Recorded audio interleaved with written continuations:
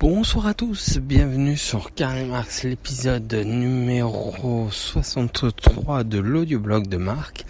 Aujourd'hui, je vous parle de mon boulot et puis du projet de mon week-end qui arrive. Alors ça va être assez rapide, c'est un épisode assez court, mais c'est le plaisir de partager.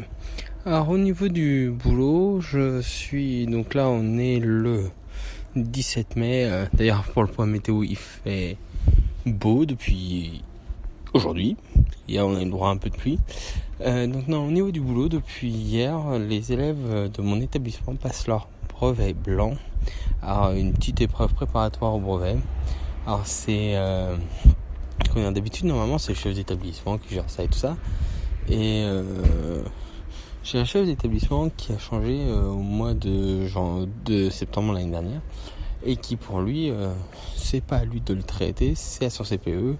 Et donc moi en tant que CPE, c'est mon premier brevet blanc que je gère de A à Z. Alors je vous dis pas les contraintes que c'est.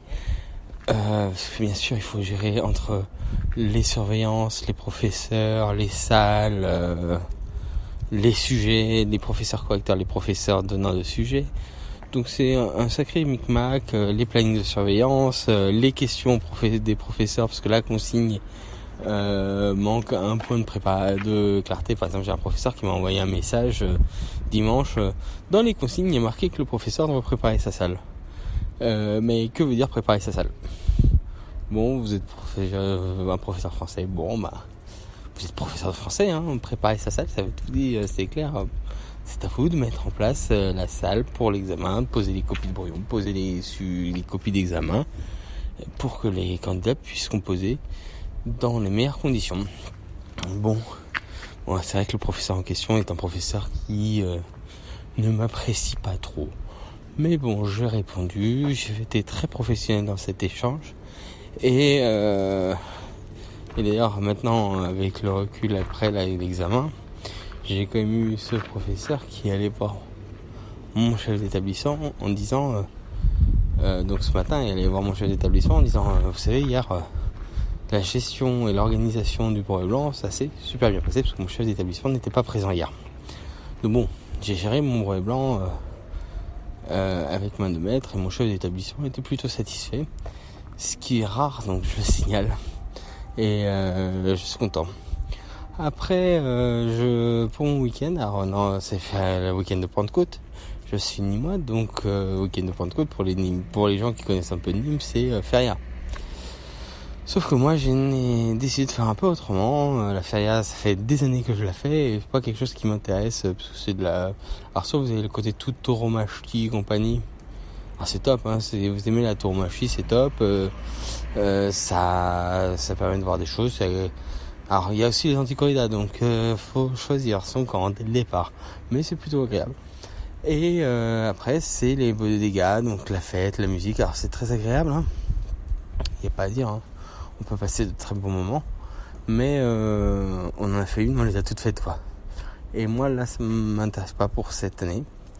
Donc quand il a fallu trouver un représentant associatif pour les scouts et guides de France pour Nîmes, ouais, ok, pas de soucis, j'y vais. Là j'ai pas ma Pentecôte, donc du coup je pars demain soir pour Jambeville en bus, parce qu'il y a une grève des trains. Donc on part en bus pour Jambeville demain soir. Et moi demain j'ai un rendez-vous pour le boulot à Cluses, donc à 4 heures de route de chez moi. Ouais, c'est ça, c'est quasiment 400 km. Donc je vais aller à Cluses avant.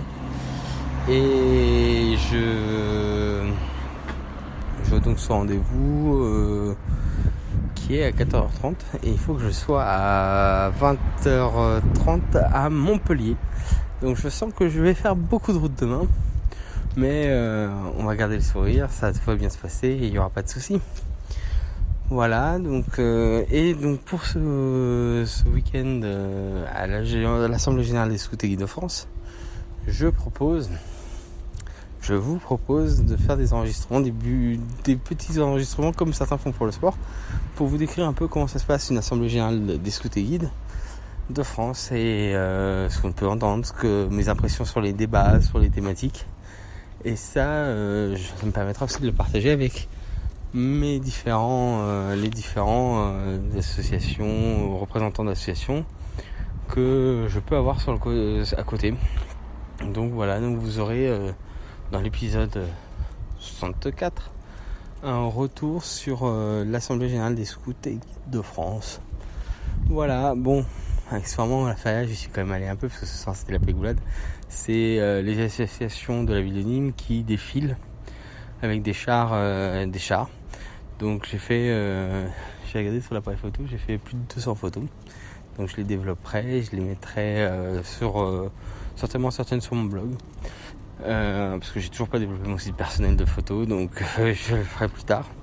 Donc certainement sur mon blog. Bon, je suis moyennement satisfait sur un premier rapport des photos, mais voilà, donc on verra ce que ça va donner au développement. D'ailleurs, j'ai développé les photos de Garrigue en fait il y a pas longtemps, et je vais les mettre sur ce blog. Voilà, moi je vous souhaite une bonne soirée et une bonne journée, agréable journée sinon, et je vous dis à très bientôt, au revoir.